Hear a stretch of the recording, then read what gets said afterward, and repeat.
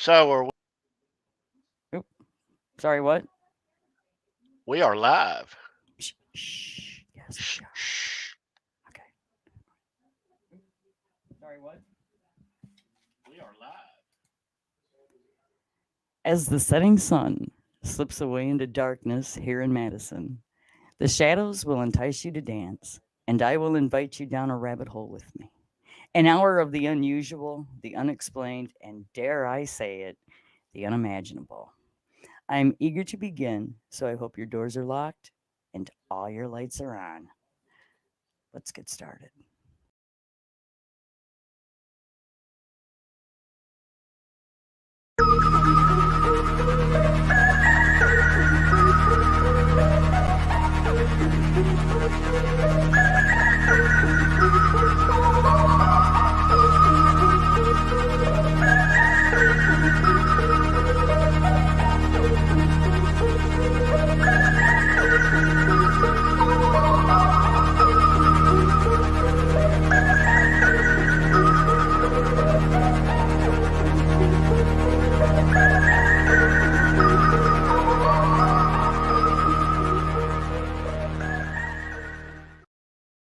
It's a great night to be streaming, everybody.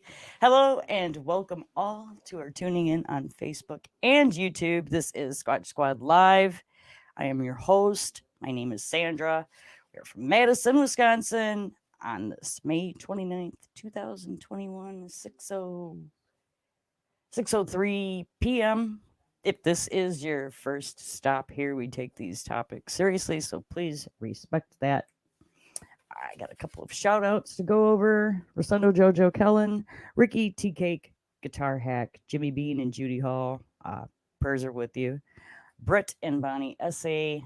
I have a graphic. Yes, we know it well. Hang on a second. Garden Tractor Days, July 8th through 11th, Thursday, Friday, Saturday, and Sunday. Admission $5. That $5 goes to the World War II Museum in Portage, Wisconsin, run by Brett and Bonnie Essay. This year is the Sears and Cub Cadet year. We will be there all 4 days. So if you are in the Portage, Wisconsin area, please stop by and say hello. Ladies and gentlemen, the star of Show Me Your Pick and Halenville Live, and I'm lucky to have him as a co-host, Fruitcake Tony. Hey, man. What's happening? How are you? I'm excellent. How are you, sweetie? I'm good. Holy crap, are you busy with the unboxings and the other design and Busy, busy. Busy's a good thing. busy is a good Yeah. thing. Happy Memorial Day. Yes. To all Yes. those, yes, happy Memorial. And there's a birthday in the house. Thomas Ah, Santiago. Thomas Santiago. Thomas Happy Santiago. birthday Happy birthday, to Thomas. you. Yeah, dude. Happy birthday to you. Happy birthday, Birthday, Thomas dear Santiago. Thomas. Happy Happy birthday birthday to to you. you. I will never do that again. Thomas, I hope your day's been awesome, dude. Thanks for your support here Yes, on always. Sandra's channel. Yep. Thank you so And much, on brother. tcake's channel and on everybody else's channel. We see you. We see you in the chats, and we do appreciate it so much. Yeah. You got Shout any? out. Yeah. Yeah. Shout out to um all of our members, current and former, of our United States Armed Military. If you have served, thank you for your service. Thank you. Um, a lot of times it goes unknown, but or unsaid. But thank you so much for your service. Yeah, and we remember you this weekend. Yeah, uh, Absolutely. yeah. Well said. So Well, we in my neck of the woods, my crew, we are off Monday. Ah. Um, Uh-oh. yeah. You got big So barbecue planned and stuff, or what's going on? Ball I, games? What are you doing? I have got a hankering. That's a North Carolina term, by the way. I have got a hankering for hamburgers on the grill. It hadn't rained in a month, right? But this weekend it's poured rain all day long. Supposed to rain more tomorrow, but I think Monday's supposed to be clear. Right, Charles? Um, so yeah, Charles Green. maybe Monday lunchtime I'm gonna fire up the grill. There you Yeah. go. Yeah. Um, yeah. But that's about it. How about you? Um, Ricky actually has to work Monday night, so we will probably won't be doing anything. Yeah. He had Thursday was his Monday. He had Thursday, Friday, Saturday, and then tomorrow off, and then has to go back to work Monday because he works third shift, and it's kind of fucked up that way. Yeah. Well, goes with the territory. It does. Um, yep. And if he doesn't do what he does, I You can't wouldn't do do what I do. it. That's Yep. right. So a lot of you in the chat don't know what that means. Um, Speaking of, if you'd like to help keep the chat informed, Nightbot commands are in the description. So have some fun with that if you would, please. I would appreciate it. yeah. Um, and I guess we probably do roll call. Blacktooth Fox, I see. Welcome, Mr. Dwight Bailey, the hitman. Hey, Dave Hitman. Ennis, nice to see you, sir. Hey, Black Thomas Tooth. Santiago, happy birthday again, brother. Mr. Charles Green, the one and only Charles. How's your week going, dude? Good to see you. Lenny, Lou, and Mary. Ah, Lenny, I howdy, hope you're ladies. doing well, sweetie. Yes. Nice to see you. So nice to see you here. Feel better. Um, let's scroll up. Give me a sec. Oh, yeah, take your Hugh time. Caldwell is here from across the pond. Hello, Hey, Hugh. hi, Hugh. Deja Voodoo, Deja Voodoo. Hi. welcome back. Oh, dear Lord. Jeff K. Hey, Jeff. I'm scrolling up. Is Quentin here? Quentin's here. Quentin! It's Quentin James, everybody. Sean Bierbrower Hi, is Sean. here. Good to My see very good you. friend Sean. I have Uh, four flowers on the one tomato plant now. So you know. nice. And that is it. Mr. Quentin is in the house. How's it going, Q? Good to see you, dude. Yeah, good to see everybody. Keith H. Keith Hello. H. Welcome, welcome, welcome. Thanks for being here. Saturday night. So, as I was looking at North Carolina, um, stuff just kept coming like right after the other, and I never realized just how haunted and interesting your state really is.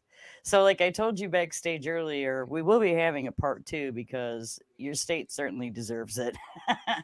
Yeah, it's a lot of ghosts running around here. You have all kinds of legends and stories and haunted places and just creepy plantations and just, I mean, wow.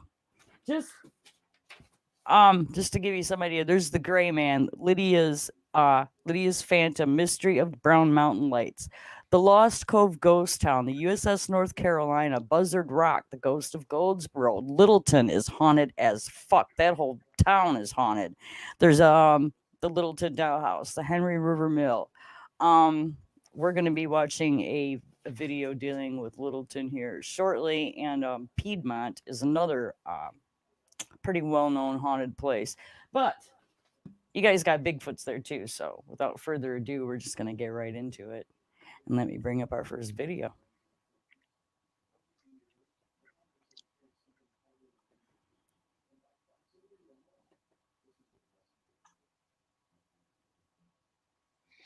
Roll Here we tape. go.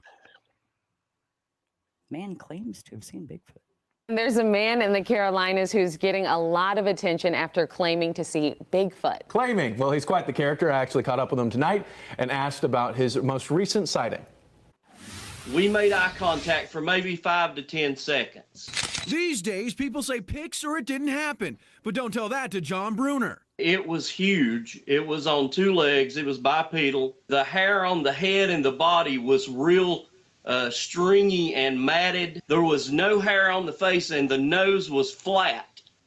You could almost see up its nostrils. During this past weekend's Bigfoot hunting expedition, it was the closest I've ever been. John claims he had an extremely close encounter with Bigfoot. He says he could smell the larger-than-life creature a mile away. A lot of people described this as a bad odor, but it was more of a musty smell. Night vision scope 1, 2, 3, 4, 5, 6, 7. John's team, not the first group to say they spotted the mythical monster roaming North Carolina. This thing was 10 foot. Oh my God, oh my God, oh my God, oh my God, no, Ziggy, no. In 2015, you can hear the sheer terror in a woman's voice. It's almost Blair Witch Project-esque. That large black blob might be Bigfoot. For centuries now, trackers have been trying to trap Bigfoot. Some say they're getting close. From footprints to photos, that's yet to have been seen. Still, John Bruner is standing by what he saw. It turned and went down the hill to the bottom of the ridge line where we were at, which was about 40 yards in 5 steps. Now, 40 yards in 5 steps, that's impressive. That's almost like LeBron-esque there. So I'm just going to throw this out there. Bigfoot is quite the athlete. He is, and he gets around. Apparently. A lot of people are seeing him. But picture didn't happen. I don't know if I'm buying what our man John there is selling. All right. Yeah, that video could have been a lot better. Next up, more Bigfoot.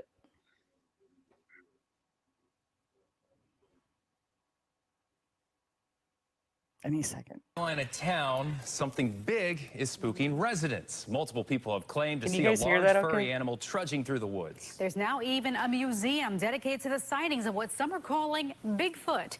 CBS North Carolina's Carly Griffith has more from Littleton. I literally could see him from all the way over here. I started hearing it. Tiffany, how far is this from where you're at? Do you know? Littleton is,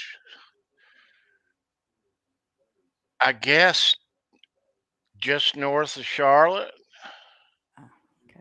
northeast of Charlotte. Right, Charles? Meryl recounts the morning she saw a creature weaving through the woods behind her house. It was very large, and its hair was super long, and it was running so fast. Right away after, so could it have been a guy, a hunter, a guy in a ghillie suit, or a bear? That's not like a bear, and it wasn't like a coyote. I've never seen anything like that whatsoever. Stephen Barcelo is a cryptozoologist. He investigates sightings of creatures whose existence hasn't been proven. He says Meryl is not the only one who's seen what he believes to be a Bigfoot. There's a lot of people in this town now who have sightings who still won't come talk to us just out of fear of being ridiculed, and that's very common. Barcelo says one reason for the recent sightings of the creature may be this. There have been logging of forests all around Littleton for the past 6 months, possibly disturbing the creature's habitat. A sighting at nearby Medoc Mountain State Park turned up a good find for Barcelo. An abnormal footprint he was able to cast and show to park rangers. We brought it in. They ended up calling another ranger in and another ranger, then the superintendent, and they had all bets were off. They had no idea what it was. The unidentifiable print is now displayed in the museum he's created in his Littleton home. Barcelo admits he's never seen a Bigfoot, and he may never be able to prove its existence. But he can certainly draw in a curious crowd that will boost his town's tourism. We're putting Littleton on the map, which is good. So, and that's, for a positive reason and for a fun reason. In Littleton, Carly Griffith, All right. Oops. Got one more Bigfoot here.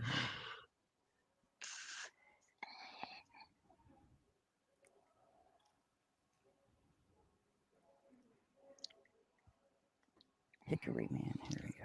Hickory. On the new tonight at 6, social media is buzzing after a Hickory man says he captured something amazing on his cell phone camera, video of Bigfoot. Yeah, he recorded this video in McDowell County where several people reported seeing the creature over the years. NBC Charlotte's Brandon Goldner spoke to the man who described his experience. Despite the signs outside his Hickory home, Crazy. Doug Teague and Crazy Daisy strayed away from the wooded trails in McDowell County. He was grabbing some cameras he had set up, hoping they recorded images of a longtime fascination, Bigfoot. As he was walking back to his truck, then a rock was through. She chased it. I just kind of stopped, took the phone out, gazed the hill, kept looking. He's still up here. Not just one, he says 3 different Bigfoot stared at him from the hill. This is just a snippet of 10 minutes of... Have I really? I showed this one on the show before. I don't know. I think so. I don't think I did. Chat. Have we seen this one before?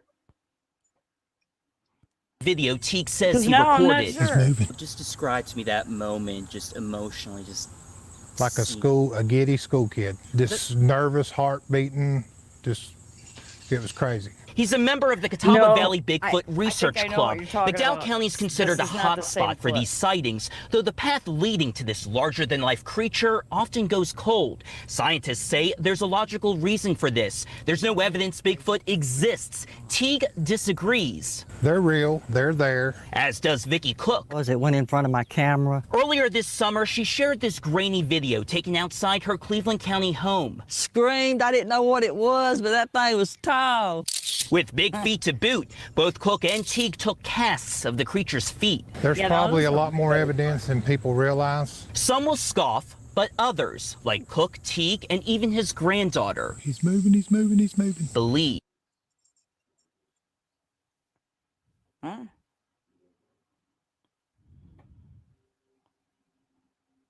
I don't think I showed that one. I know the one you're talking about. Yeah, that guy was kind of crazy. That's not the same dude, though. Hello, Guitar Hack. Hello, James Severin. Hey, I got a few more rolling in.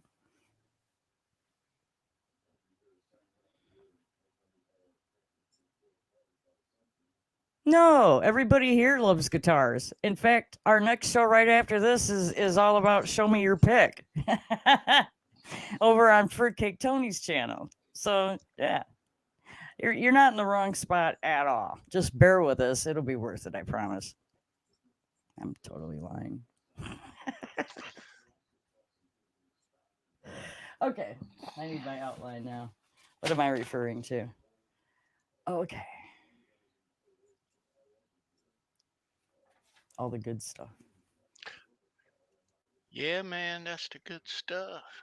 Yeah, North Carolina has got a lot of ghost tales here. You know. Right now, we are going to hear the video is called Hauntings in Piedmont, and this is about Lydias Bridge. Should pop up here. Here we go. This story dates back June 1923. If you grew up in the Piedmont, She was coming home on with her boyfriend from some dance, and she came in and they got into the curve and had an accident. you know the story of this bridge, Lydias Bridge in Jamestown. They crashed and it killed her instantly. Stories of a figure, a girl, woman maybe. She's a hitchhiker. Near the bridge where legend has it, she lost her life. I've heard she has long, kind of wavy, curly hair.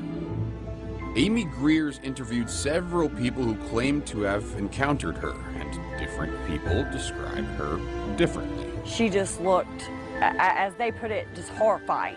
And so they took off.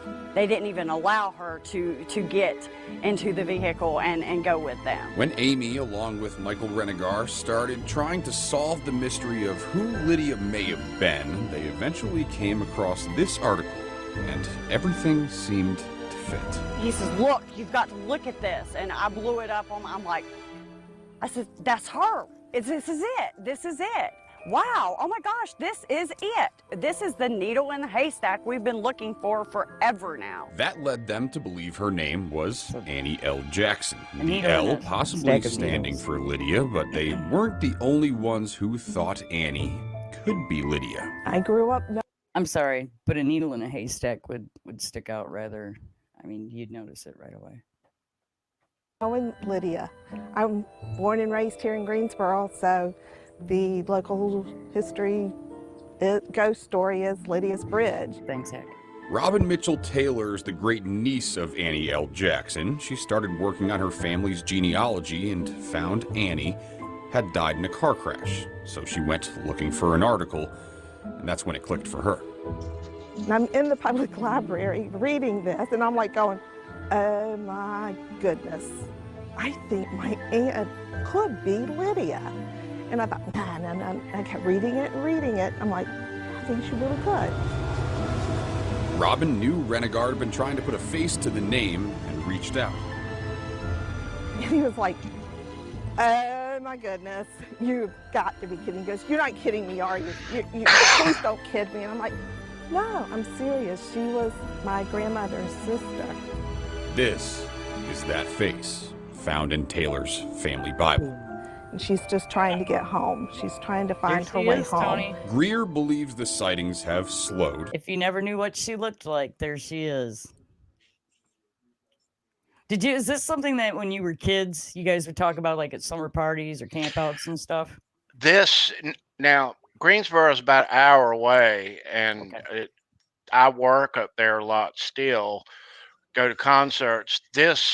This bridge is on High Point Road, and High Point Road is the road, the street. The main drag. Not the main drag. It's big, but this is High Point Road is the same road that the Greensboro Coliseum is on. Oh, okay. You leave that arena and you go south, and it's probably 4 miles. Wow. So you've crossed to this bridge. You go under it. Ah. So have you ever noticed or saw Lydia? I ain't never been at night there. But it's we've all known about that thing our whole lives. I mean, that's cool. I've never known anybody that said that they saw her hitchhiking there, but legend is legend, you know. All right. So next up, well, actually, let's how do I want to do this? Here's one we have talked about on the show before, so we're familiar with this one. It's the Devil's Tramping Ground. But still, it's an odd story, and something happened The here. Devil's Tramping Ground is a camping spot situated in a forest in Bear Creek, North Carolina. It has been the subject of many local legends and stories, which frequently allege that the devil tramps and haunts a barren circle of ground in which nothing is supposed to grow. What's also strange is any vegetation planted there will wither and die. The area also affects animals. Dogs tuck their tails between their legs and whimper when brought near. The frightened animals will dig their heels into the sand, refusing to be brought into the circle. There have also been stories of people attempting to spend the night here. However, it is reported that no one has been able to stay here for more than a few hours. Thanks, Eric. Headaches, chest pains and aches have been reported by people that have strayed too close to the area.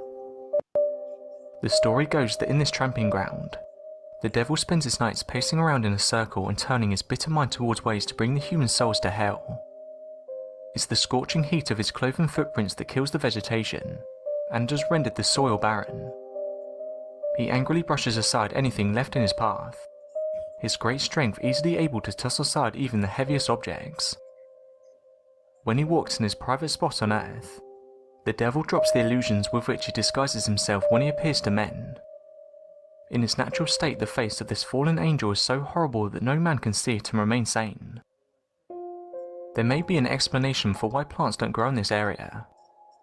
Rich Hayes, a soil scientist, has tried to find a non-devil related reason for the lack of plant growth there. It is an odd He said the following: "When I investigated the site over 15 years ago and collected the data, I was theorizing there was some natural cause that would have done it. To find what that natural cause might be, Hayes compared soil from inside the circle to soil from outside. He was looking specifically at the salt and copper content of the soil, as large amounts of either substance will kill plants. What he found out was elevated readings of certain things inside there. The test he carried out raised more questions than it answered. The soil in the circle has a higher sodium, copper, zinc and pH level than the soil from the woods a few yards away. Also, at certain points in the circle, a compass will skew by about 5 degrees. As if that's not strange enough, compasses usually only do that around soils with high iron content, which this soil does not have. Despite all the mysteries, one feature of the Devil's Tramping Ground immediately gave Hayes a few ideas. The ash pile at the centre of the circle. It is nuts. He said that the ashes and charred logs would have some effect on the vegetation capabilities. Although, even with this outcome, the legend of the Devil's Tramping Ground still persists. It actually reminds me, if you are familiar with the Hoya Baciu Forest, it's got a round area like in the middle of all this dense woodland that's where nothing is, and strange things happen in the middle of this spot too. This reminds me a lot of that. And Tony, you want to go camping? No, not there. That place is about Thanks for watching, and not don't quite forget an to hour subscribe south for of more me. videos. Oh, really? So it's fairly close. Yeah. Ah, and you Yeah. wouldn't camp there? Hell no. How about close to there? No. I wouldn't go there in the daytime. Oh, come on. Really? Mm-mm. Eh, No. I suppose you're justified in that. I'd go and look, but I don't want to bring nothing home, man. This next story is it's pretty cool. We have something similar, a story similar to that. I suppose a lot of places have stories similar to this. But here we go. This is the legend of Joe Baldwin and the mystery of the Mako Light. So would I, Lenny. I would camp there in a heartbeat.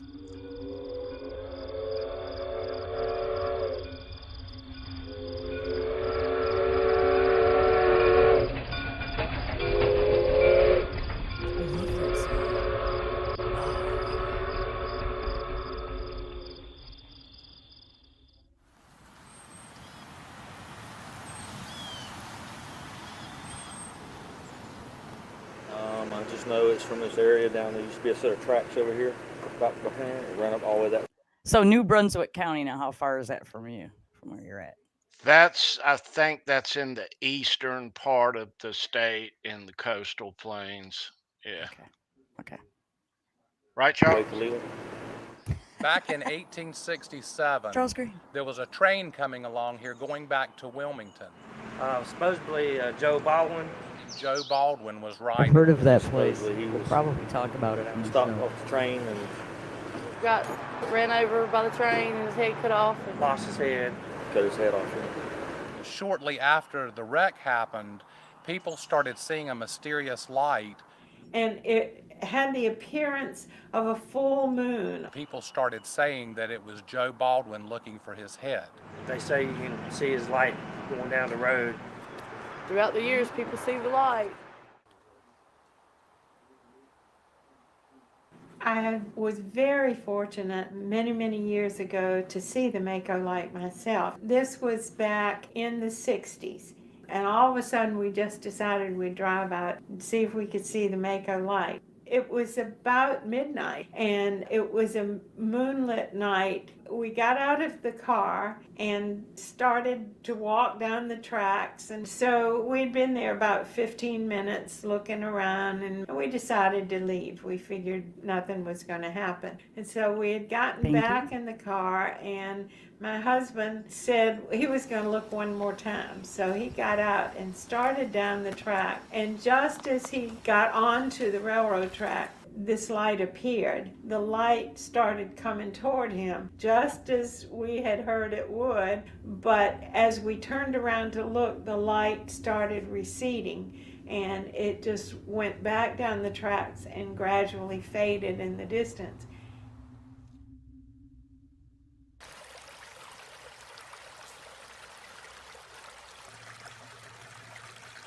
We're here where the trestle used to cross the creek at Mako, on the east side of Mako Road.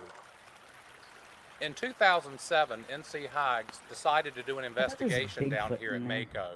It happened to be a moonless night, and we did our normal investigation pattern, which is to do pictures, video, EVP sessions.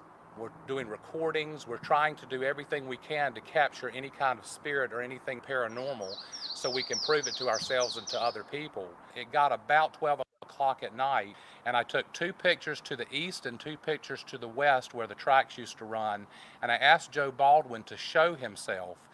The next day when I was reviewing the pictures, all 4 of those pictures should have been pitch black. On the 3rd picture, there was something there that was like a greenish look to it, and it turned out to be something very special. Pause that for a second so you can have a good look at that. Because I gotta say, seems quite compelling. And I think he's got a ghost. I think he took a picture of a ghost swinging his lantern. I think that's cool as hell.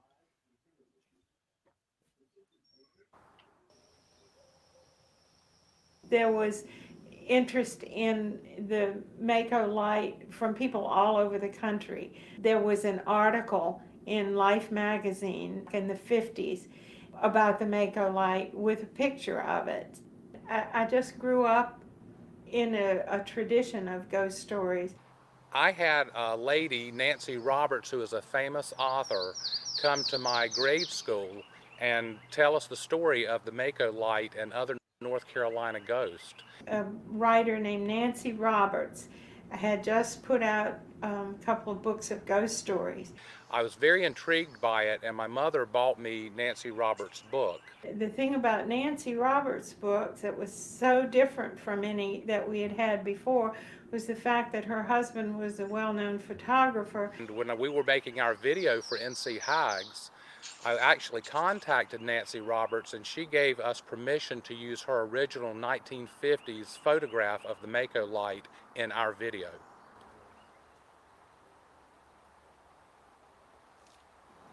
So we know the story of the Mako Light and Joe Baldwin. From my personal experience, I'm not really sure if historically it is accurate, but there's definitely something to this story, whether it's Joe Baldwin or someone else. I have an idea that the light somehow was indeed something caused by probably physical conditions.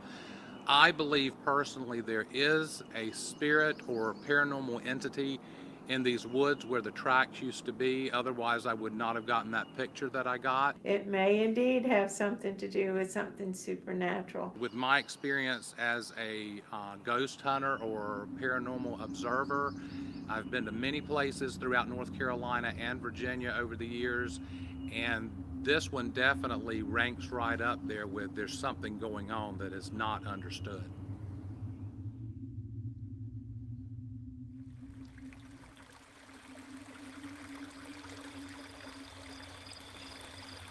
It's a cool story. Mm-hmm. I love trains and railroad tracks, and I think most of them are probably haunted along the way. Yeah.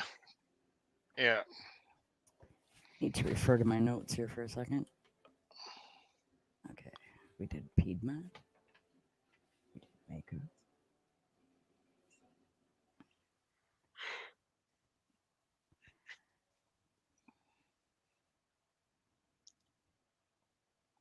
Now here is, this video is called Celebrate Jamestown, Ghost of Lydia. I don't know if it's the same one, but I don't think so. Wow, that's really loud. You guys hear that okay? Jamestown, North Carolina. A small town with a population of about 3,500 and one famous ghost story. Lydia? Thanks. Lydia? Lydia, are you there? Growing up near Jamestown and High Point, I always heard of Lydia's story. I even had a few classmates to tell me they've seen this mysterious ghost. I had to investigate. So what's the real story behind Lydia? I took to the streets of Jamestown to find out. She was attending a dance with a gentleman in Raleigh, and as they were coming home one evening, rainy, foggy night, they came here through the underpass, which is right over there, and it was narrow, struck another vehicle and killed them instantly. Main Street in Jamestown is where this bridge is located. Get rid of this. I came across, I don't have, we'll probably get to that next week, Helen, and Helen has a bridge too. Do you know the story of Helen's Bridge? I don't. Where's that at? You know, Jamestown is Greensboro. It's just the next little thing on the edge of the county. So, you know. Okay. But it's the same High Point Road. Okay. Next up. Overpass bridge. This is pretty cool. I would go see any ship, and I have when I was a little kid. Dad used to take us over to Sheboygan, Racine, Kenosha, you know, by the shipyards, and we went to submarines and seen some really cool stuff. Have you ever visited the USS? Yeah. Yes. And so when my oldest was little, and this was, gosh, early 90s, and this was when camcorders were just getting popular. Everybody's going out to buy a camcorder. Yeah. We went to the USS North Carolina. You can take tours. You can just walk around the whole ship, all the levels, room after room. And we took, gosh, I know I took about an hour's worth of monotonous, you know, wife and kid in the USS North Carolina. But maybe you caught something. I know. I should rewatch that. It's on. That tape is on. Send it to me. VHS tape. Yeah. So it might be. It might be. Who knows? I bet you have. You should look at that. Yep. I bet you caught some ghosts on there. Well, here's this video, and it's pretty cool. Can't celebrate with more over there. Yeah, you have to read it. If you need me to pause it, let me know. Or I suppose I could read it.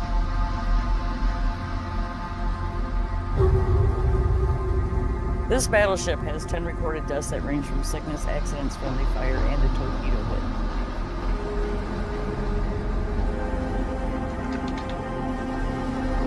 hit. Ghost Hunt Weekends conducted a ghost hunting event on the ship with several TV ghost celebrities, along with guests interested in the paranormal. The guest host ghost hunters and celebrities were split into groups and headed to the paranormal hotspots on the ship and hoped to capture paranormal activity.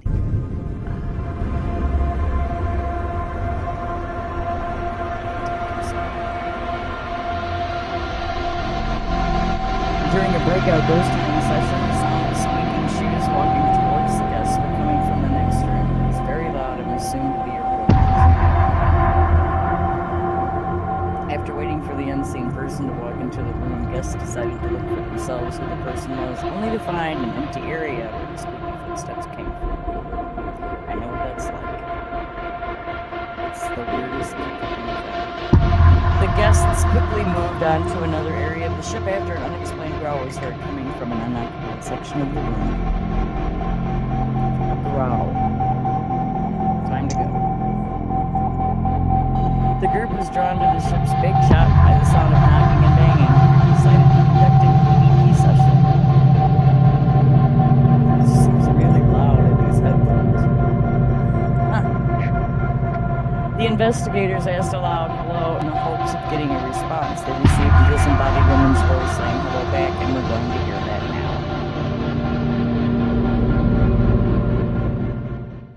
Hello? Hello?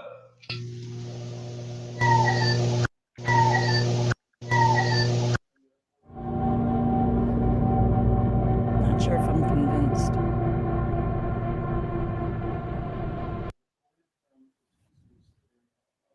But I would definitely go check. I mean, look at that thing. We ride right past that each trip. Oh, yeah? To the beach. Yeah, you go over the bridge at Wilmington, the islands, where we go out on the beach, and it's right there in the bay. Every time you come and go, there it is. Yeah. Is that the only one is that the only ship you've ever visited? Yeah. I suppose it's probably pointless to ask if you visited any haunted locations, because apparently you're not going to do that, are you? I know of some, and I go by them. There's a couple in Raleigh, but yes, they are, Lenny Lou. Yeah, I'm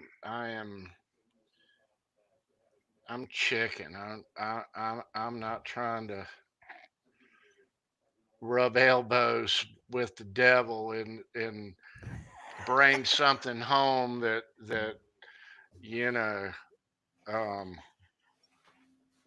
Now, how do you know that's what's going to happen? You would go camping in these places and all, but man. Well, I might go camping near them. No, absolutely, I would be right there with all my cameras and shit ready to go. Hell yes, I would.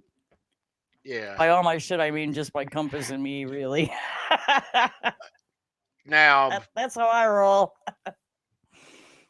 Bigfoot in the woods at night, I would do that. I would go on one of those. But hey, Nelson, I didn't even see you sneak in. Didn't even see you. Hi. Nelson, good to see you, dude. Hugh Caldwell says, my dad served on the Queen Mary and Ark Royal in World War II at Lenny Lou. Wow. The Queen Mary. I did a video on the Queen Mary, I think, on my old channel. I'd camp on deck. Yeah, under the stars on the deck, listen to the ocean. And just have the sea rock you to sleep.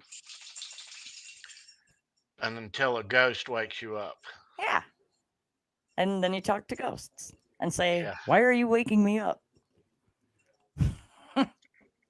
Maybe you don't need your sleep, but I definitely need mine. Okay. I have another one, but it's like 19 minutes long. What's it of? It's 5 North Carolina urban legends. Yeah, 19 minutes. We might want to save that one, seeing how we only have 15 minutes left to go. What are they of, though? I'm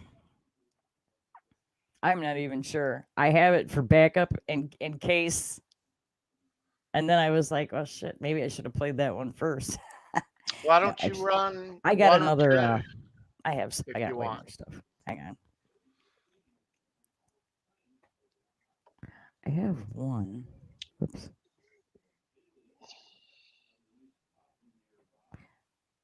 Top 10 famous real life monsters caught on tape. Here we go.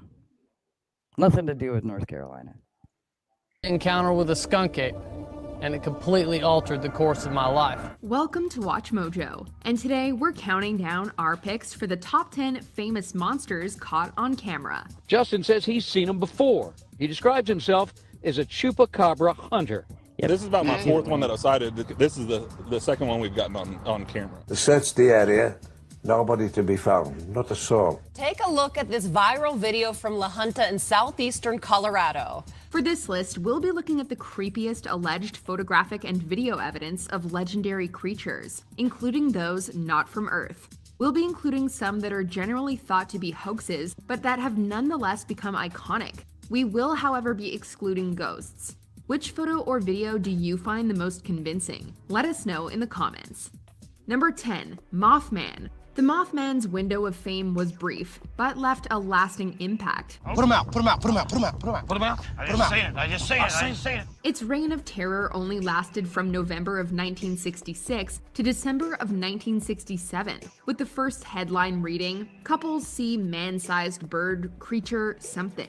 Said to haunt Point Pleasant, West Virginia, it was described by eyewitnesses as, quote, a large flying man with 10-foot wings and glowing red eyes. However, the Mothman may be back. In November of 2016, a resident snapped some pictures of what looked like an airborne man with wings and skinny legs. That's a kite. The man insists that the photos are genuine, and he reportedly wasn't even aware of the Mothman legend before seeing the creature flying in the sky. Harris has met many Mothman believers over the years, like the Smiths. You have eyewitnesses, so, you know, yeah, it does have potential, and I do sort of want to believe. Number 9, Ningen.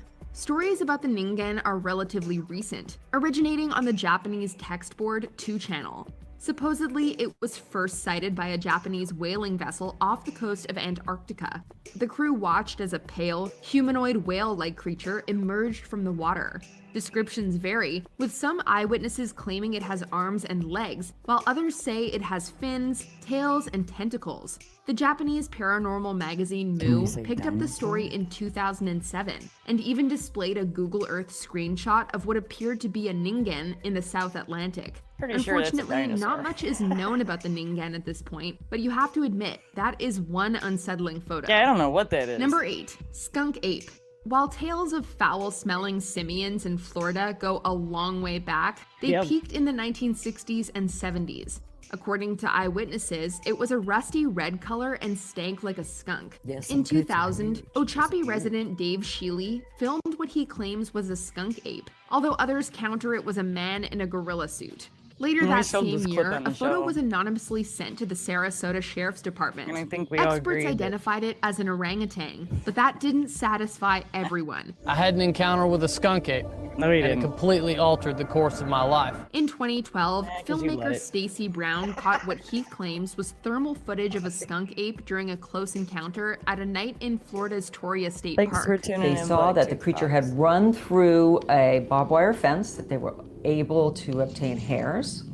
They sent the hairs to their lab, and it came back as an unknown creature. Number 7, Chupacabra. First reported in Puerto Rico in 1995, the Chupacabra is said to resemble a small bear with a row of spines on its back. Justin says he's seen them before. He describes himself as a chupacabra hunter. This is about my fourth one that I sighted. This is the second one we've gotten on camera. It purportedly sucks the blood of livestock, with its name literally meaning goat sucker in Spanish. The legend is mainly centered around Puerto Rico, northern Mexico, and the southern United States, with a supposed sighting in Houston in 2019. But perhaps it roams further afield, because in 2016, a video was published online depicting a bipedal creature with a stooped back, as voices spoke in Portuguese. To be honest, it looks very much animated, but it is pretty creepy. Number 6, Trunco. Every now and then, a horrific mass of flesh and organs will wash up on shore. They're known disgustingly enough as globsters. In 1924, a globster appeared on the shore of Margate, South Africa, only this one was a little different. Eyewitnesses described the mass as having snow-white fur and a trunk, with one farmer describing it as a giant polar bear. The witnesses also state that the creature was battling 2 killer whales before it washed up on shore. It sat there for 10 days and was never studied by an expert. Photos have since emerged of the globster, showing humans standing next to a giant white mass. Number 5, Yeti. Welcome to the Himalayas!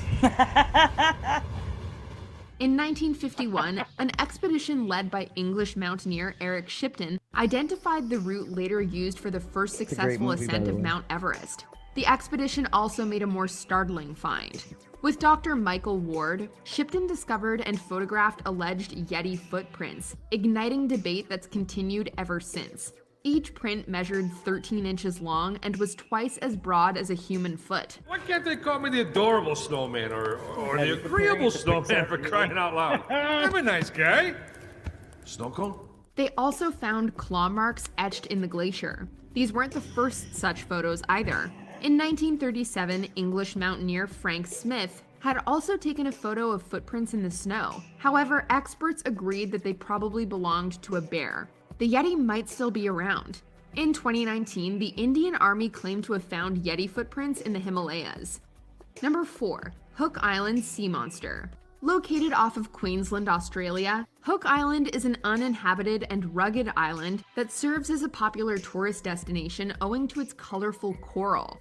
In 1964, the island became known around the world owing to a series of photos that seemed to depict a tadpole-like sea monster. The photos were taken by a man named Robert Le Sirec, who spotted the creature in the island's Stonehaven Bay.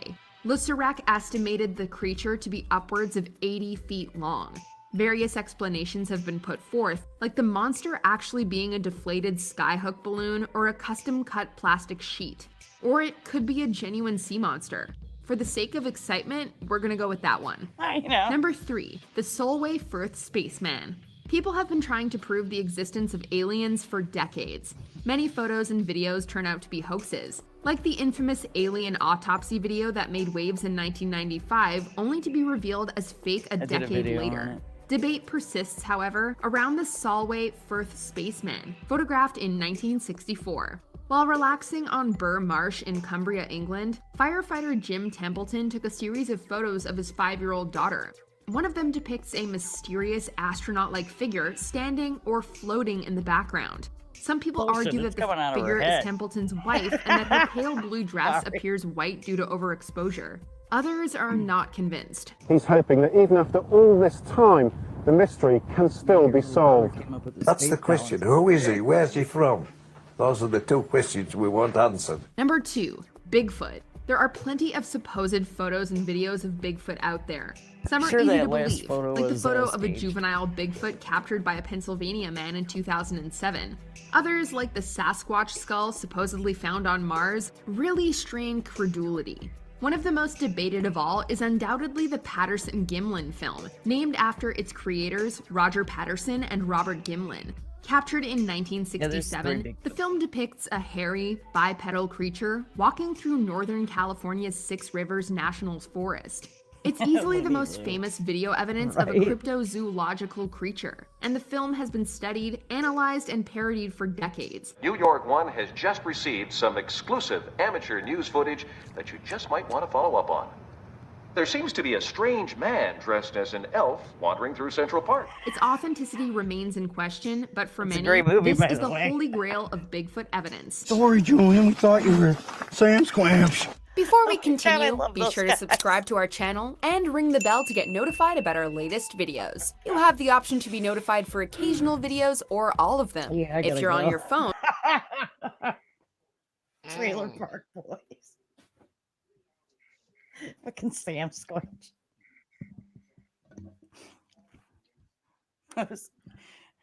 Same episode. They had the green bastard on that episode too. I think it was fucking funny.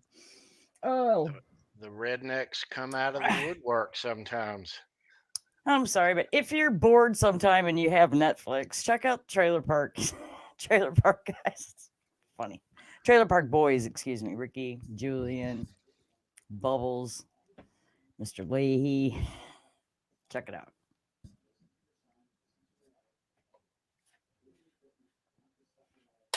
That's it.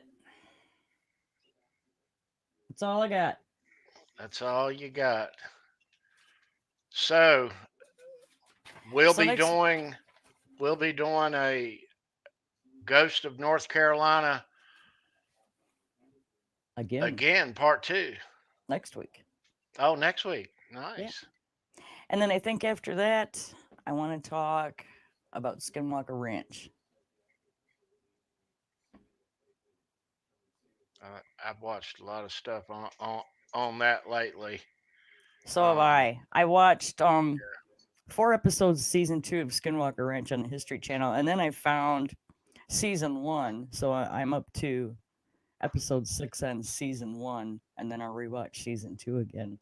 But yeah, it's a very interesting place, and there's a lot to be talked about it. So that's what we're gonna do.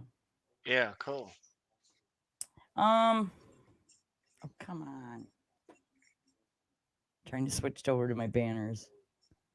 Coming up next, show me your pick with your very own Fruitcake Tony and the live crew. I will be in the live chat. Make sure you check that out. Sundays, hang on, I have a graphic. Halenville Live. What do you got going on there tomorrow? You got some interesting things. Yeah, we do. Unboxing tomorrow night. Yeah, go ahead and talk about it. Plug your shit, man. We got a big unboxing, a couple special guests, and it shall be a grand show, I'm sure. I'm sure. Yeah. Heck is not live later on tonight, so if you're looking for a live stream, there is always Saturday Night Live with Mr. Johnny Bean. Dale Palmer, thank you so much. Thomas Santiago, happy birthday, and I hope you have the happiest birthday ever. Charles Green, Nighbot, I thank you. Hack, much love and respect to Hack, posting them links for me. Keith, Sean Bierbauer, Jeff K, Lenny Lou, and Mary Hugh, Blackjack Guitar Nut, Mitch Heyman, all of you that tuned in here and on Facebook, we appreciate it so much. Make sure you hit that subscribe, ring the bell to never miss an upload. I've got a Paul Liddell guitar story coming up. I've got an artist spotlight coming up, and a serial killer special coming up. So make sure you stay tuned on that channel for those. Be on the lookout for. I think that's it. I think we're gonna sign off now, unless Tony wants to talk for 2 minutes. No. Yeah. Leave a thumbs up. Hit the subscribe button if you're not already. Subscribe. Thank you for being here. Whoops. Yeah. Sorry. And if you have a story that you want to share, email Sandra. Her links are down below. We want to hear your story. Truly, we do. We do want to hear it. And if you want to come on the air, I mean, if you want to tell it right then and there, I can share the link.